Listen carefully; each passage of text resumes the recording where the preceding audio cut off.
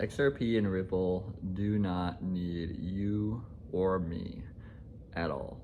Now, when they first started and they were first working on the project, yes, they did need, some, inflows to the XRP ledger because they own half the supply, Ripple does. They needed, money to build infrastructure and build out, what they're planning to do and what they've been doing. But now that they've basically done whatever they needed to do to get all of the infrastructure in place to connect and create partnerships with all the global financial institutions and such, now that they've done all that, they don't need you or I at all. And so if you were frustrated about XRP's price and you keep on looking at the chart and like, gosh, this chart looks horrible and I've been told all these things about XRP and what it's going to do in the future and stuff like that, but I just don't believe that the price is ever going to go up. Well, that's 100%, 110% what they want you to believe, because they don't want as many of us holding on to the ship when they finally let it take off. And I know a lot of you are damaged goods now in crypto and you've been in this space for so long, and I respect you for that. Like, I respect how long some of you guys have been in this space. I've only been in this space for 6 months, but I guarantee I've done more research than most of you. And I've looked into every single corner of the earth in the realm of Ripple and XRP and what they're doing and the other cryptocurrencies as well. But I've learned, and I made another YouTube video last night that got flagged, I think, because I went too deep down the rabbit hole and I said too much about some entities I don't think they want us talking about. So I'm making this video today and it's gonna be more just like straight to the point and not go too far off the deep end because it's deep. I mean, I still haven't found the bottom. I've been over 1,000 hours now researching this Ripple and XRP and the project and their plans, and I still not hit the bottom. Like, there is no bottom for, knowledge or information about the project and how far it goes back and when it started. But if you look at the charts and you see like, oh, the price was, 25 cents, 50 cents like a couple years ago, and you see that, oh, it shot up, to like $3.66, and that's like the best that it's done in the past couple years. And you think in your head, like, after 13 years of them working on XRP and all these other, garbage can coins that have been like just skyrocketing and coming back down, like Rave last week, that was fun to watch. And my personal belief, I believe that some entities boosted Rave right before they're about to have XRP make its ascent, just to try to get, it's like kind of like a dick move, just to try to get, any of the last diamond hand holders on there that are like, oh, you know what, screw this. Like, I've been holding on to XRP for like 8 years. I'm gonna sell some XRP and I'm gonna buy Rave and just, follow that trend. And then it dropped down to like $2 yesterday after it hit like $28. And I think that was kind of like one last asshole move that the entities that I know about like plan to do to, shake out some more XRP holders, because it's just begun its little blip XRP, its little rise, a little blip, a little ascent, first slowly, then all of a sudden, if you've followed any of the Riddlers, which that's a whole nother rabbit hole. But it's happening, I think, in the next 2 to 3 weeks. And you know what? It's so funny because like you can go on to YouTube and you can watch the videos about XRP and Ripple, and you'll see on some of the top influencers their videos about XRP, and all the comments are just people that are hating on XRP. They hate XRP now. They sold all their XRP, all this other stuff. XRP is never going to do anything. Like, get out now, like before it just goes to zero. And it's like, you got to understand, you were not the target audience for XRP. You never were. That's why they don't promote it and push it and shove it down people's throats like they do Bitcoin, Ethereum, and Solana.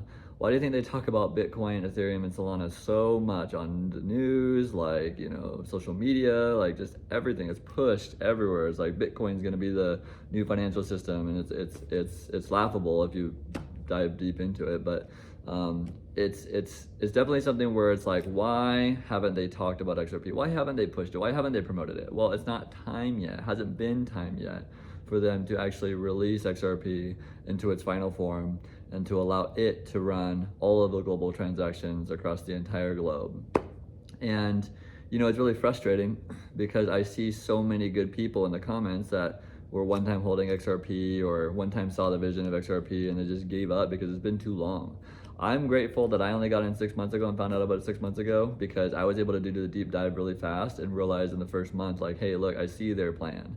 I know what they're doing. And so I was able to figure that out, you know, almost instantaneously, like within a month, listening to like 10 hours a day of every single channel, every single person talking about XRP and Ripple and their plans, and listening to other channels too about other cryptocurrencies, and understanding that after 6 months now, I believe that the Bitcoin and XRP ledger were created by an entity, and I have to say an entity because I think my video got flagged because I was naming entities. They were created by an entity, powerful force, and they were created, and the plan goes all the way back from the 80s for them to implement blockchain technology and to create a new currency, one world currency. And that's been planned for a long time. You can look it up. There's tons of talks about it and stuff like that. And some people think that, you know, leans conspiracy and stuff like that, but I mean, it makes sense. So, not to go deep down the rabbit hole, you look at XRP's chart, you see, okay, it only ever went to $3.60. This coin's never going to go anywhere. And there's 100 billion coins. There's way too many coins, and you know the value of XRP, the market cap of XRP would have to be $50 trillion to go over $1,000 per coin, and you know all this and all that jazz that they want you to think. They want you to believe that. They want you to think that.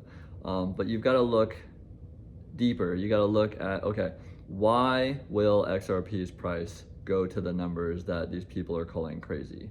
You know, when Jake Claver spends years going out and literally like he's rubbing shoulders against these giants in the industry, and all of them are confirming the thoughts that he has, and even if some of them are saying like, oh, it's only going to go to 10, 15, $20 or something like that, they're at least confirming that his thesis that it is going to go up significantly from here.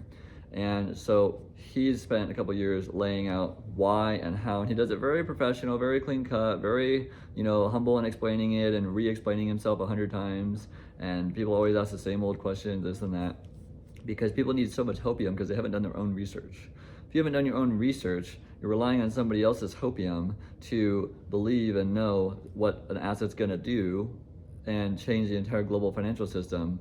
You're not gonna be able to hang on when it goes up to like $10, $20, and then comes back down to like $5, and then goes back up to like 24, 26, comes back down. As the price is getting repriced and adjusting, you might get shaken out during that. You might have held on for like 5, 6, 7 years, and you might get, you know, fudded out by the people that are saying like, oh, XRP, yeah, like it finally went to like $18, and like now look, it's coming back down to like $12. You know, as it's adjusting and repricing, don't get shaken out at that time, because it's not rave coin, okay? What happened with the rave coin a week ago or like 5 days ago was ridiculous. Yes, it was, you know, but you know, rave coin, I think like 98% of that coin is managed by the founders. The other 2% is available for trade. So what happened there was likely supply shock. Just like what's going to happen with XRP. You know, a lot of people say, oh, there's 100 billion coins, like they'll never run out. Well, in their first like month and a half or first few months of having an ETF on Wall Street for XRP, they sold like 1 billion.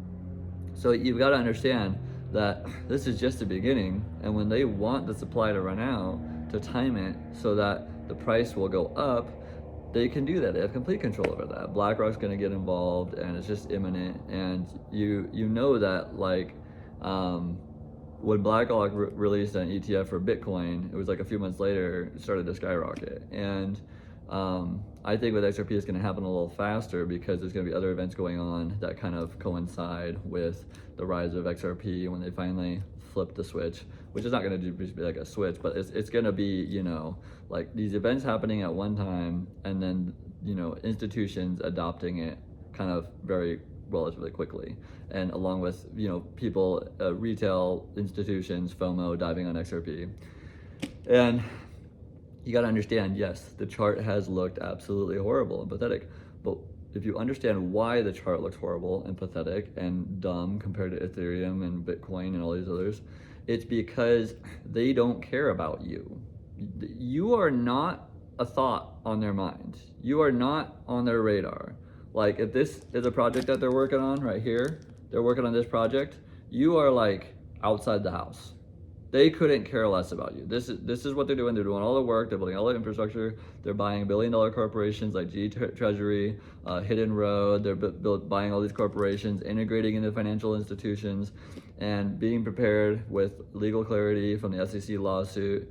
And on top of that, they're building partnerships with like MasterCard, all this other stuff. And so they don't need you. They're also getting their banking licenses in the US, the UK, Japan, all over the world. So they don't need you now. If they needed you in the beginning, great. But they don't need you now. They don't need me now. They don't need you. They don't need us. They don't need the XRP army. The XRP army is a happenstance of people being chosen to see their plan and to see what they're going to do. And it's just so impossible for so many people to believe that, XRP is going to surpass all other coins, because they have only done surface level research. Like every time I read the comments and like I'm watching some social media, page about XRP, and then you read all the comments say like, oh, the market cap would have to be this, or it'll never go that high, or it's a garbage coin, or Ripple's gonna use RLUSD or something else. It's really sad because they're all missing key elements to what XRP and Ripple is actually going to do. And then because of that, they're going to miss it entirely. Now, the XRP ledger has been around for, however long it has, 12, 13 years or something like that. And they haven't had one error on the ledger yet. Now, I think when they created Bitcoin, whoever created Bitcoin, which there's an entity that created Bitcoin, but whoever created Bitcoin, they created it with the intentions of doing what XRP is actually succeeding in doing. They created it with the intentions of having a new world currency and having like a one world reserve currency in the new financial system. But when they built it, after they'd completed it, a couple years later, they realized, okay, this is too slow, too expensive to transact, takes too much energy. So, and you can see in the past, David Schwartz has talked about how they saw, or Brad Garling has talked how they saw, the errors and the flaws in Bitcoin, and then they created the XRP ledger. And they created the XRP ledger to be faster, cheaper, simpler, and not require all the energy just to stay alive. And then they minted 100 billion tokens. Now, 100 billion tokens sounds like a lot. It does. But if you understand that most of those tokens are already sold and in cold storage somewhere and in institutional custody, like at least 95% of that is already being held by us, institutions and people like us, and mostly banks and Ripple. And Ripple has 1,700 non-disclosure agreements with institutions and governments across the world. And David Schwartz has come out and said openly that Ripple is allowed to sell and allocate their escrow behind the scenes. So if that's the case, that means that there could have been backdoor deals done with Brad Garlinghouse meeting people, meeting institutions, meeting countries, and saying like, hey, look, yeah, this is going to happen. This is already a thing. We've already built the infrastructure, and when we flip the switch over to blockchain, everything's going to run an XRP ledger. They explain it to all the the powerful rich people out there, and they explain it to them. They say, okay, we'll allot you this much for this price, and then you'll become uber wealthy. And so they allot it all behind the scenes, and then finally when it comes time to flip the switch, and I think a couple people have already started slipping with their non-disclosure agreement because they know that it's time, they know that it's close, they know that it's in the next few weeks and at the most the next couple of months. But if you look at all the signs and things that are happening, I really believe they wanted you to believe that the four-year cycle was the thing. It was the way. Like the 4-year cycle is how crypto runs, and crypto's only been around for 15 years. So during that 15-year period of time, or however long, I think that they've on purpose, had it follow a 4-year business cycle to confuse people to when they finally allow XRP to take off, it's going to happen when it shouldn't. When XRP shouldn't be taken off, when we're in a bear market still or whatever, like when all this is going on and the market's crashing because of all the global events, XRP will start to rise and people will be very confused. But the people that have done the research, the people that have done the research ahead of time, which is important. If you've not done more than 15 minutes of research, if you've not done more than even I would even say if you haven't done 50 or 100 hours of research on XRP and Ripple, you risk missing a once-in-a-lifetime opportunity just because you won't have the conviction to survive it.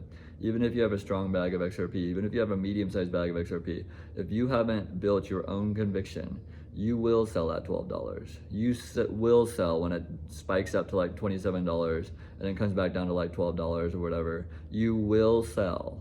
And if you don't have the conviction to know that, hey, look, this is the future of finance. This is the future banker's coin. This is going to be a coin that's only held by institutions and banks in the future. And a few of us will still be holding on at that time. And if you understand that, look, this was always their plan. Didn't involve you, didn't involve me. It was never meant to involve you or I. And, they don't need us now. So, when you look at like all the comments on YouTube and all the negativity, people are complaining and whining like little babies, and they don't understand that the chart is not there for you. The chart is not there to impress you. And when they suppress the price of XRP, it is not to encourage you to buy more. It's actually the opposite, to get you out. And when you get out, the second you sell your bag of XRP, the institutions come in right behind and swoop it up. It's been going on for, the last like 6 months. And they've done an amazing job at making it look like XRP is never gonna do anything, and only the strongest will survive, because you weren't even what their target audience. So you have to be strong to surviving like all the changes and fluctuations in the charts and what, Ripple and XRP is going through, and all the people that laugh at you on comments on YouTube because they don't get it. They miss key elements, and they think Bitcoin's the future. They think Ethereum's the future. They think Solana's the future. Well, why did Solana just partner with XRP? Why has Solana been making references to 589 and Bearable Guy and showing gifts from, Riddlers if Solana thought that they were the future of finance? That's kind of weird. That wouldn't be something that you would do if you knew. And when you watch, I'm pretty good at reading people. I think I'm really good at reading people. But when you watch Brad Garlinghouse up there on stage, or when you listen to David Schwartz talk, they talk in such an unimaginably perfect, what's the word I'm thinking of? Absolute. They speak in absolute. And you can only speak at that level of absolute if you know what's going to happen. If they have 1000% confidence in what's going to happen, because they've already been shown the plan. They've already seen what's going to happen to XRP. They already know what's going to happen to XRP. And they already know, and they've been behind the scenes and talking with all the powerful people. They know it's the future. They've been told it's the future, and they were a part of creating it and building it to become the future. They know what they built. And so when you see them on stage talking in such absolute and in such confidence and being unfazed by any question, really, you got to understand, they know the future in that sense. They don't have a time machine, but they know what they built. They know who's behind it. They know who's backing them. They know who's, in their corner. And because of that, you'll see them speak in a perfect, rarely seen absolute that just inspires so much confidence that's all the hopium you should need right there. And to understand that, yes, they did build it for the value of XRP to go up. That has always been the purpose, because it can only be utilized once the price goes higher. And if you want to talk about market cap, you've got to understand, the one thing that confuses people most about XRP and the price going up is that the fact that there's 100 million coins and that the market cap would have to be X for the coin to be priced at what? That's not true. The reason that's not true is because it will become a rare asset.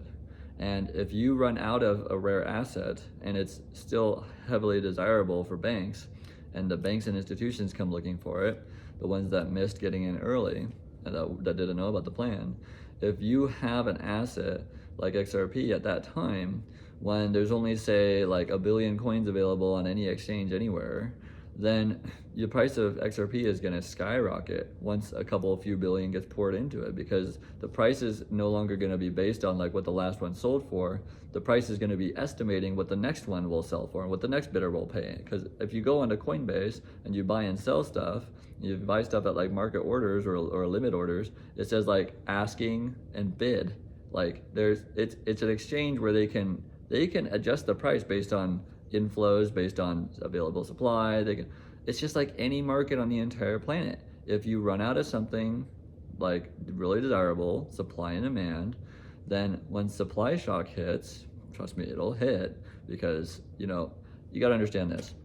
Even though I can't name any entities, if an entity wanted to come in and just use their vast wealth to buy the remaining supply of XRP, like, you know, let's say Elon Musk, and this is not who's going to do it, but let's say Elon Musk wanted to come out and he knows the plan because he owns 5 million XRP, and him and Peter Thiel own 5 million XRP each, and it was distributed, you know, between him and I think Arthur Berto.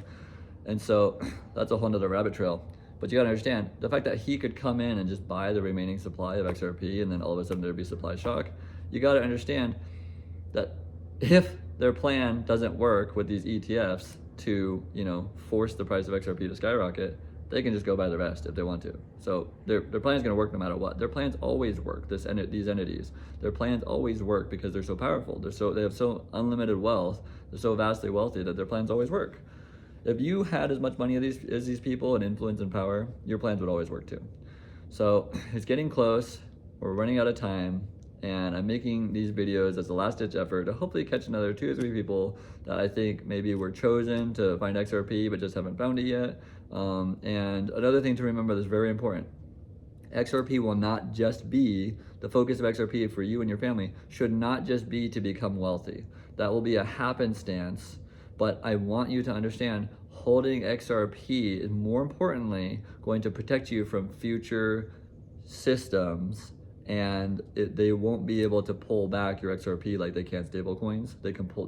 Entities can pull back stable coins and take it away from you and shut you off, but they can't do that with XRP. So that's gonna help protect you during times of, you know, turbulence in the world and all that other stuff. As things change and progress and AI gets instituted, all this stuff, you're gonna wanna have assets that protect you, like physical silver, physical gold, and XRP to protect you against the, you know, new systems coming in and a global reset. So yeah, be safe, take care of yourself. This is not financial advice, you know, I don't have a financial background, you have to say that, but, you know, take and borrow some of my conviction, do your own research for your own family, and just spend more than an hour of your life, you know, doing something other than, you know, watching sports, and really try to find the conviction that you need to hold to find, you know, for you to make it through what's going to happen with XRP and cryptocurrency in general. Thank you.